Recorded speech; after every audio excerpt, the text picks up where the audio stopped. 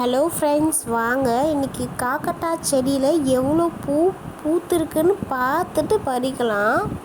இப்போல்லாம் பூ ரொம்ப பூக்கிறது கிடையாது, பாருங்களேன், கொஞ்சம் தான் பூக்குது.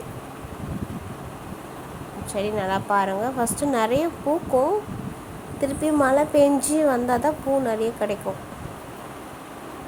பார்த்திங்களா, இந்த பூவெல்லாம் நம்ம பறிச்சுக்கலாம்.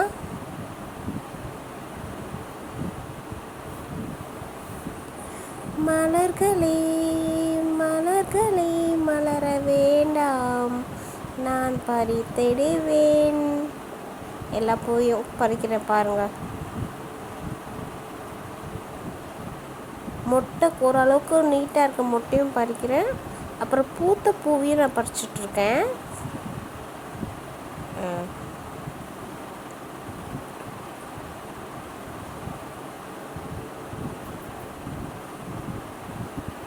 பூ பறிக்கிறதே ஒரு ஜாலி தான். அதுவும் நம்ம வீட்டு தோட்டத்தில் ஒரு செடியில் பூத்துருக்குனாவே ஒரு சந்தோஷம் தான், தெரியுமா?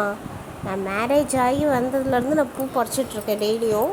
அது ஒரு ஹாப்பி தான். நம்ம வீட்டில் ஒரு பூ பூக்குது சொல்லிட்டு அதை பறித்து நம்மளுக்கு வச்சுக்கிறது, சாமிக்கு போடுறது, எக்ஸ்ட்ரா இருந்தால் பக்கத்தில் யாருக்குன்னா கொடுக்குறது, அது ஒரு ஹாப்பினஸ் தான்.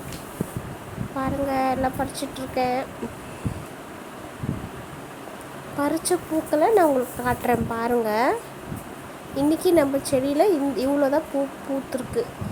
பூத்த பூவையும் பறிச்சிருக்கேன், மொட்டும் பறிச்சிருக்கேன் பாருங்கள். இது எவ்வளோ வந்திருக்குன்னு சொல்லிட்டு நான் தனித்தனியாக கட்டி காட்டுறேன் பாருங்கள். இது பார்த்திங்கன்னா பூத்த பூ கட்டியிருக்கேன், நல்லா 3 வச்சு பால் மாதிரி கட்டியிருக்கேன். இது பார்த்திங்கன்னா மொட்டு 2 வச்சு கட்டியிருக்கேன். இதான் இன்றைக்கி நம்ம செடியில் பறித்த பூ. இந்த வீடியோ பிடிச்சா லைக் பண்ணுங்கள், ஷேர் பண்ணுங்கள், எனக்கு சப்போர்ட் பண்ணி சப்ஸ்கிரைப் பண்ணுங்கள். தேங்க்யூ.